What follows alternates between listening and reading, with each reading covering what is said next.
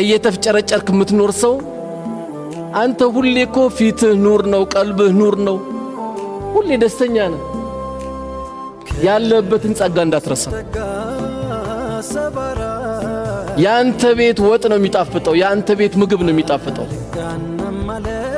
እኔ ግራ ገባኝ፣ እንደው አልብቃቃለኝ እኮ እንደው ያው አንዳንዱ ሲጠየቅ እንዴት ነው የምንኖረው? እኔ እንዴት እንደምኖር ማላውቅ፣ አንዳንዱ በአስማት ነው ይላል፣